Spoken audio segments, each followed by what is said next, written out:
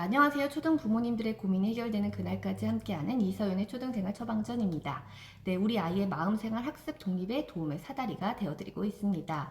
오늘 영상은요, 끝까지 보시면 정말 도움 많이 되실 거고요. 조금 깊이 있으면서 불편하실 수도 있습니다. 하지만 꼼꼼히 듣다 보면은 그렇구나 하고 무릎을 탁 치실 수도 있고요. 내가 사용하고 있었지만 의식적으로 인지하지 못한 방법일 수도 있습니다. 내 아이가 내 말을 좀 잘 들었으면 좋겠고 어떤 일상생활에서 지켜야 할 것들이 있어서 매번 그렇게 이렇게 기싸움을 한다거나 서로 이렇게 그렇지 않았으면 좋겠다라고 생각을 하실 때가 있을 거예요. 그렇죠? 저 역시도 마찬가지입니다. 이렇게 저희 집에서도 정말 많은 문제들이 있지만 그 중에 하나는 또 그놈의 유튜브죠. 네, 아이는 유튜브를 보려는 자고요. 네, 부모는 막으려는 자가 될 수밖에 없습니다.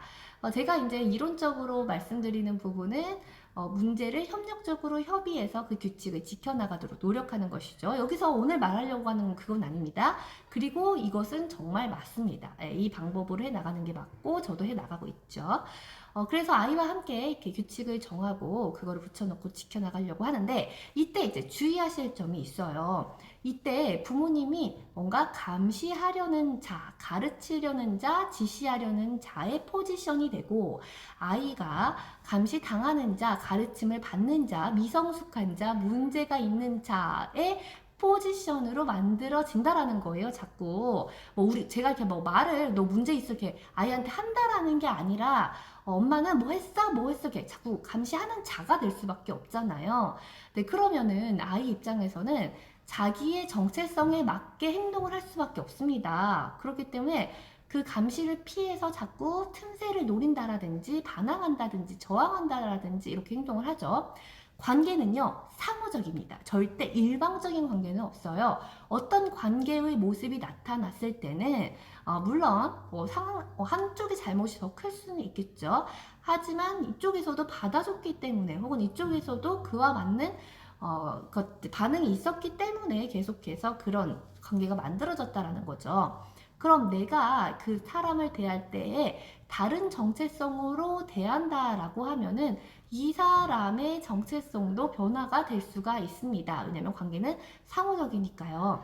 그래서 이게 정체성과 포지션을 어떻게 두느냐를 한번 생각을 해보셨으면 좋겠는데, 자, 어느 날이었습니다. 항상 제가 유튜브 그만 약속된 시간 됐으니까 끄자. 오늘은 보지 않기로 한 요일이잖아. 이렇게 했을 때 저항이나 반항이 나오는데, 어느 날 이제 아이가 역시 유튜브를 보고 있었어요. 그날은 보는 날이었고 정해진 시간을 보고 있었죠.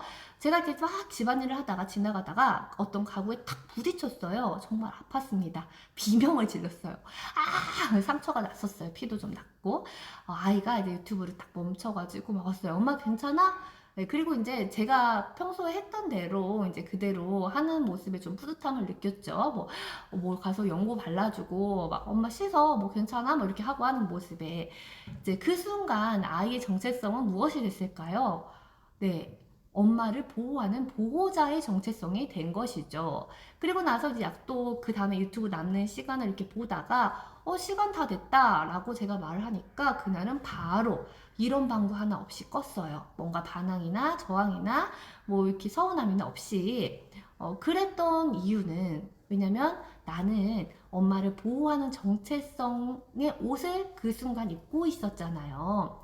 자, 하나의 예를 더 들어볼게요. 아이가 어릴 때 이렇게 주차장에서는 막 돌아다니면 위험하잖아요. 근데 막 돌아다니죠. 그때 막 잡으러 가고 너 일로 와. 위험하잖아. 자꾸 그러면 안 돼. 너 그렇게 이렇게 한번 해가지고 너 부딪혀가지고 병원 가봐야 정신 차리겠어? 피 흘리고 어제 교통사고 난 거 같이 영상 안 봤어? 이게 이제 또 부모님은 가르치려는 자의 포지션, 감시하려는 자 이렇게 포지션이 되고 아이는 미성숙하고 문제 있고 그 가르침을 당하고 지시를 받는 자의 포지션으로 만들어지죠. 네, 여기서 제가 부모의 권위가 없어도 된다는 걸 의미하는 건 절대 아닙니다. 끝까지 보셔야지 영상을 더 꼼꼼하고 영상의 의도를 정확하게 이해하고 활용하실 수 있어요. 잠깐 보시고 이 말이구나 하고 끄시면 안 됩니다. 네. 그래서 이제 제가 그때 아이한테 하는 말은 무엇이냐. 엄마 이 주차장 차 자꾸 다녀가지고 되게 위험한데 네가 손 좀 잡아줄 수 있을까? 라고 말을 하면 아이는요 거기에서 엄마를 보호해주고 나는 굉장히 용감한 자의 정체성이 됩니다. 그리고 제 손을 딱 잡고 그 주차장을 통과를 하는 것이죠. 이렇게 잠깐 일시적으로 정체성의 효과를 이용해서 옷을 입혀주는 거예요. 그 사람의 정체성의 옷을 바꿀 수 있도록. 네.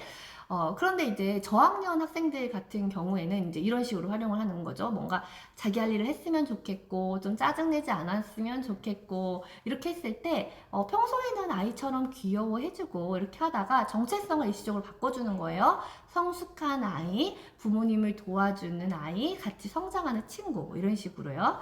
제가 이제 유튜브를 아이하고 막 보는 시간, 그 요일 이런 거를 정하면서 이제 그 달에 꼭 지켜야 할, 이달에 지켜야 할 규칙을 또 이제 정합니다. 그러니까 매일매일 해야 할 일들이 있고 그 달만큼의 지켜야 할 규칙이 있는데 뭐 아이만 하지 말고 제가 부모님이랑 항상 같이 하라고 강조를 드리잖아요. 이제 아이는 뭐 유튜브 정해진 시간과 그다음에 봐야 할 요일이 있고 그다음에 기상 시간도 있고 저 역시 너가 유튜브를 보지 않는 날은 엄마도 절대 TV를 보지 않겠다. 꼭 필요한 순간에만 스마트폰을 사용을 하겠다. 그리고 아이와 함께 이제 기상 시간도 정하고 이렇게 정합니다. 그리고 나서 이제 아이가 어느 날도 이제 유튜브를 좀 보고 싶은 거예요. 그래서 보는 날이 아닌데 저한테 보겠다고 하는 거죠. 근데 여기에서 제가 보겠다고 하는 거는 자기는 이제 감시당하는 자이기 때문에 감시하려는 자에게 보겠다고 지금 짜증을 부리는 거잖아요. 정체성을 바꿔주는 겁니다. 일시적으로. 너와 나는 성장 파트너로 정체성을 바꿔주는 거예요. 엄마도 지금 TV 엄청 보고 싶어. 근데 지금 저기 너랑 같이 약속하고 같이 성장하기로 해가지고 꾹 참고 있어. 너랑 같이 지금 하는 거니까 엄마 더 참고 열심히 하려고 하는 거야. 그 순간 내 서로의 정체성은 습관 파트너, 성장 파트너가 되죠. 누구 한 명이 감시하려는 자, 감시당하는 자가 아니라는 것입니다. 그래서 아이가 알았어 라고 이제 바로 수긍을 하는 거예요. 근데 고학년 학생들에게는 조금 더 반대로 그거를 활용을 하는데요. 어떻게 활용을 하냐면 이제 고학년 학생들은 자기가 이제 약간 어른인 채 한다거나 반항한다거나 내가 이제 너무 알고 있는데 간섭화한다고 느끼는 그런 사춘기 증상들이 나오잖아요. 그래서 그들의 정체성을 귀염둥이로 설정을 합니다. 그리고 제가 실제로 이제 저도 나이를 먹다 보니까 6학년들도 귀엽긴 하지만 물론 저학년 아이들에 비하면 귀여운 건 아니잖아요. 근데 6학년 남자아이들도 귀여운 것들 막 이렇게 해요. 그러면은 싫어하지 않아요. 절대. 머쓱해 하면서 약간 그 순간 온순해집니다. 왜냐면 제가 그렇게 정체성을 정하고 대하면 그 아이들도 순간 온순하고 귀여운 아이들로 옷을 입게 되는 것이죠. 그러니까 제가 상대의 정체성을 정하고 그렇게 대하면 일시적으로 바뀐다라는 거예요. 왜냐면 아까 말씀드린 것처럼 관계라는 것은 상대적이고요. 상대가 나를 어떻게 대하는지는 다 느껴질 수밖에 없습니다. 그거는 당연히 진심은 전달이 됩니다. 네, 자리가 사람을 만든다고 하잖아요. 물론 주의점 있습니다. 반드시 보셔야 돼. 계속 보셔야 돼요. 네. 그래서 제가 이제 금쪽 같은 내 새끼라는 프로를 보다가 6학년 여자아이가 자꾸 가출을 하는 아이가 나와요. 그때 이제 오은영 박사님께서 정확한 워딩은 아니지만 그 여자아이의 엄마에게 이렇게 말씀을 하십니다. 엄마께서 이 아이를 문제아로 만드셔야 마음이 편하신 것 같아요. 라고 말씀을 하시죠. 네, 거기서 저도 그랬습니다. 네, 이제 우리가요 어른이라는 위치를 남용해서요 이 아이는 문제 있는 자, 나는 그것을 가르치고 바꾸고 지시해야 하는 자로 만들면서 혹시나 나의 존재감을 확인하고 있는 것은 아닌가 하는 생각을 한번 해보셨으면 좋겠어요. 조금 어렵고 불편한 말일 수 있습니다. 그러면서 아이에게 가르치고 자꾸 뭔가를 이렇게 좋게 옳게 만든다라는 명목으로 하면서 나의 어떤 존재감을 확인하거나 나의 쓸모를 확인하고 있을 수도 있다라는 것이죠. 이렇게 정체성 효과라는 것을 현명하게 활용을 하면서 뭐 일시적으로 이렇게 같이 성장해 나가면서 활용을 하는 것은 괜찮아요. 그런데 이거를 또 이런 의미로 받아들이시면 안 돼요. 그러니까 아이를 좀 어른처럼 대해서 자기가 좀 책임감을 다하고 제 할 일을 알아서 하겠다. 근데 이게 아이가 아이다울 수 있어야 결핍 없이 성장할 수가 있어요. 근데 어떤 상황에서는 부모가 아이를 이렇게 안정적으로 양육할 수 없는 상황이어서 아이가 뭐 돈 걱정을 심하게 해야 한다거나 혹은 이제 남편이 제대로 역할을 못해서 아들이 엄마를 불쌍히 하면서 남편의 역할을 거의 하고 있다라든지, 뭐 정서적으로든지, 뭐 이런 식으로.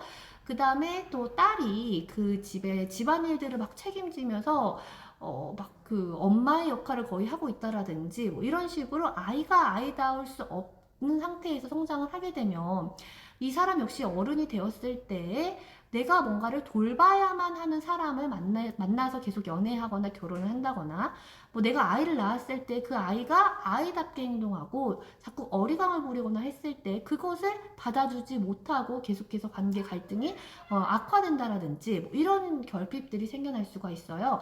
아이는 아이다워야 합니다. 제가 강조드리는 것.